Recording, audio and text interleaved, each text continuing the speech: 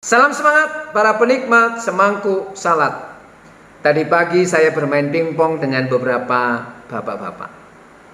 Dalam sebuah permainan pingpong bukan hanya skill yang dibutuhkan, tetapi juga gerak refleks. Kalau refleks kita bagus, maka kita akan bisa mengembalikan smash dari lawan kita dengan baik. Dan kalau kita cermati, sebenarnya tubuh kita juga banyak terdapat gerakan-gerakan refleks. Mata kita akan refleks ketika ada cahaya yang menyilaukan dan debu yang akan masuk ke mata kita, maka kita akan dengan spontan mengedipkan mata. Dan masih banyak gerakan-gerakan refleks yang lainnya.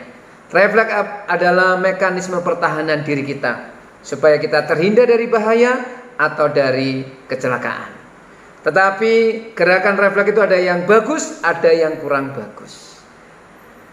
Dan kalau kita belajar kehidupan beriman, juga ada gerakan refleks dari manusia pertama, yaitu Adam dan Hawa, ketika mereka kedapatan melakukan pemberontakan dan ketidaktaatan kepada Allah.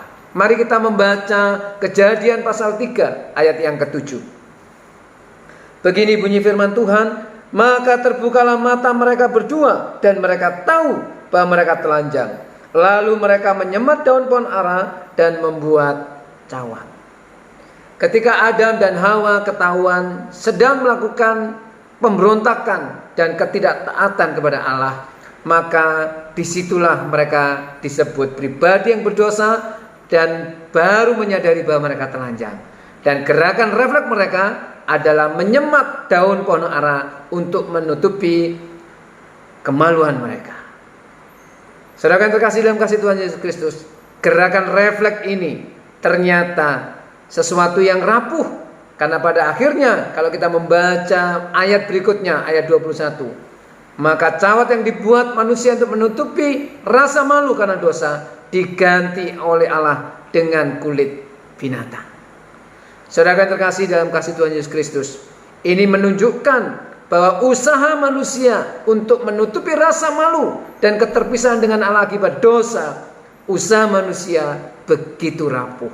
Apalagi sekedar mengandalkan refleks manusiawi kita, sangat-sangat tidak bisa diandalkan untuk menyelesaikan rasa malu, rasa ketakutan dan ketelanjangan akibat dosa. Hanya intervensi dari Allah lah, dengan mengenakan pakaian dari kulit binatang, itulah yang bisa memulihkan manusia dari rasa malu akibat dosa mereka.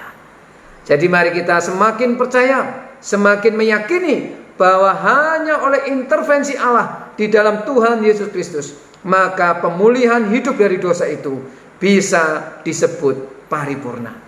Jadi mari kita bersama-sama menyadari betapa rapuhnya kita. Jangan pernah mengandalkan kekuatan atau apapun juga yang melekat pada diri kita untuk menyelesaikan masalah dosa. Masalah dosa hanya Allah lah yang sanggup menyelesaikan. Dan bersyukurlah Allah di dalam Tuhan Yesus Kristus mau dan telah menyelesaikannya buat saudara dan saya. Pertanyaannya, maukah saudara percaya kepada Allah di dalam Yesus Kristus yang telah dan selalu akan mau menyelesaikan dosamu dan dosaku? Kiranya refleksi ini boleh mempersiapkan kita dalam memasuki minggu-minggu Prapaskah. Tuhan memberkati.